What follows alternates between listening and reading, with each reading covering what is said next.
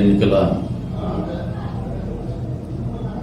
కార్యక్రమంలో ప్రధాన ఘట్టం పోలింగ్ అనేది నిన్నటి రోజున ముగిసింది.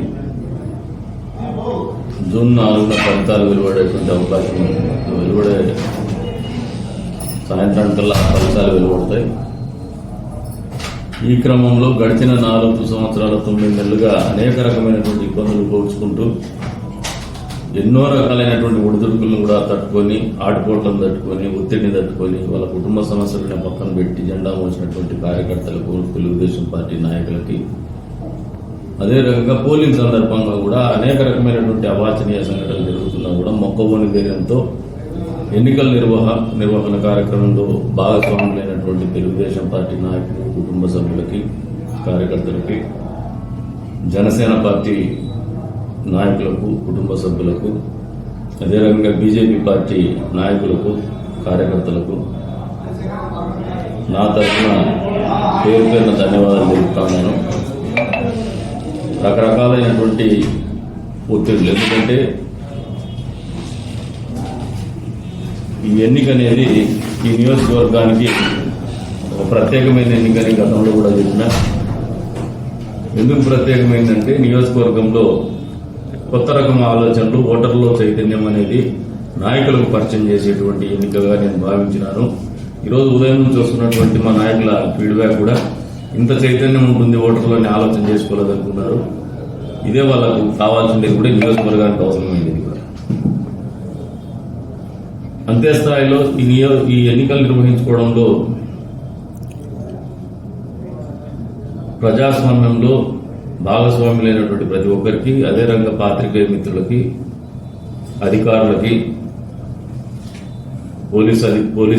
పోలీసు శాఖకి, పాత్రికేయ మిత్రులకి అందరికీ కూడా పేరు పేరున ధన్యవాదాలు తెలుపుతాను.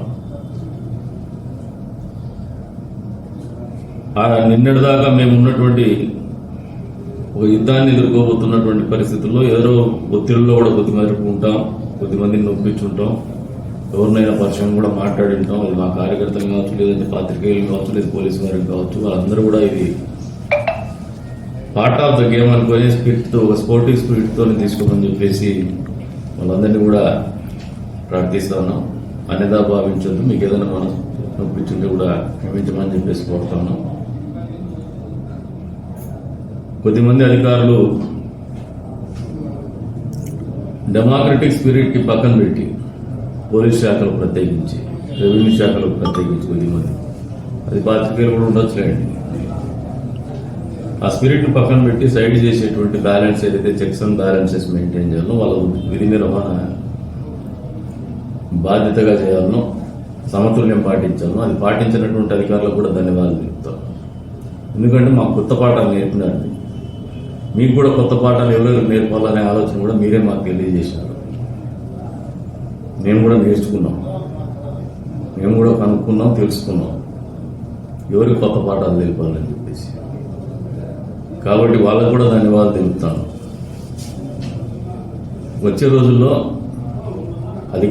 అధికారాన్ని చూసో, లేదు వాళ్ళు ఇచ్చినటువంటి 10 లక్షలు లంచాన్ని చూసో పనిచేసినటువంటి అధికారులకు కూడా వీళ్ళు షో దెమ్ దే ప్లేస్. ఈరోజే చెప్తున్నాం, రాబోయేది మేమే.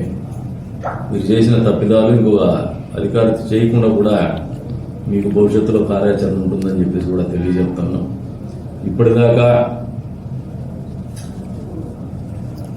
సమతుల్యం పాటిస్తూ ప్రజాస్వామ్య పరిరక్షణ కట్టుబడి పనిచేసినటువంటి ప్రతి వ్యక్తికి కూడా, అది పాత్రికేయులు కావచ్చు, పోలీసు అధికారులు కావచ్చు, రెవెన్యూ సిబ్బంది కావచ్చు, ఉద్యోగస్తులు కావచ్చు, టీచర్లు కావచ్చు, పోలింగ్ సిబ్బంది కావచ్చు, ఈవెన్ చివరికి ఆ పోలింగ్ సిబ్బందిలో ఉన్నటువంటి చివరి లాస్ట్ మైల్లో ఉన్నటువంటి అటెండర్ స్థాయి వ్యక్తి కూడా కావచ్చు, మనస్ఫూర్తిగా ధన్యవాదాలు తెలుపుతున్నాను. Thanks and one and all.